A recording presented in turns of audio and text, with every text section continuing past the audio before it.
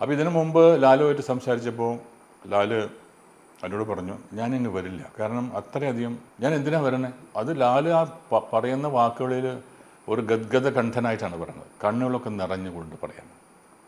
ഒരു മഹാനടൻ, വലിയൊരു മനുഷ്യൻ, ആക്ച്വലി നമ്മളൊക്കെ ആരാധിക്കുന്നൊരു മനുഷ്യൻ നമ്മുടെ മുമ്പിൽ വെച്ചിട്ട് പറയാണ് ഞാനിങ്ങ് വരില്ല. അപ്പോൾ ഞങ്ങളൊക്കെ ആകെ അന്തം വിട്ടുപോയി, ഞങ്ങൾക്ക് ശബ്ദമില്ലാതായിപ്പോയി.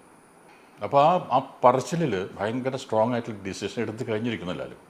ഇനിയിപ്പോൾ ആരൊക്കെ എന്തൊക്കെ സംഭവിച്ചാലും അങ്ങനെ വരില്ല എന്ന് ഉറപ്പായി. എന്നാൽ എൻ്റെ മനസ്സിൽ ഇലക്ഷൻ വരുന്ന സമയത്ത് അദ്ദേഹം വരും. അങ്ങനെയാണ് സാധാരണ ഉണ്ടാവാറ്. സാധാരണ എല്ലാ ടേമിലും വരുമ്പോഴും അങ്ങനെ അവസാനം ശരിയെന്ന് പറഞ്ഞിട്ട് വരികയാണ്. അപ്പോൾ അത് വന്നപ്പോൾ എനിക്ക് വല്ലാണ്ട് വിഷമമായിപ്പോയി. അപ്പോൾ എനിക്ക് തോന്നി ഇത് ഭയങ്കരമായിട്ടൊരു അനാഥമായി പോകുമോ എന്നുള്ളൊരു ഭയം എനിക്ക് വന്നിട്ടുണ്ട്.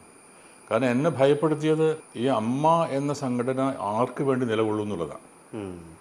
ഇത് മോഹൻലാലിനോ മമ്മൂട്ടിക്കോ സുരേഷ് ഗോപിക്കോ ഒന്നും ഇതിൻ്റെ ആവശ്യമില്ല. ആവശ്യമുള്ളത് ഏതാണ്ട് ഞങ്ങൾ ആകെ 506 പേരുണ്ട്. അതിൽ ഏതാണ്ട് 350-375 പേർക്കും തൊഴിലില്ല. അവർ ആർട്ടിസ്റ്റാണെന്ന് പറഞ്ഞെന്നല്ലാതെ അവർക്ക് ചാൻസുകളില്ല. അപ്പോൾ അവരുടെ ഇതായിട്ടാണ് അവരെ ഹെൽപ്പ് ചെയ്യുക എന്നുള്ളതാണ് ഇതിൻ്റെ ഒരു ഒബ്ജക്റ്റീവ്. പണ്ട് മുതലുള്ള ആദ്യത്തെ നമ്മുടെ ഒബ്ജക്റ്റീവ് അതാണ്. അവർക്ക് വേണ്ടിയിട്ടുള്ളതാണ് അസോസിയേഷൻ. അപ്പോൾ ഇങ്ങനെ പെട്ടെന്ന് ലാല് പോയി കഴിഞ്ഞാൽ എന്താവും സ്ഥിതി? ലാല് പോകുന്നതോടുകൂടി ആകെ തകിടം മറിയല്ലോ.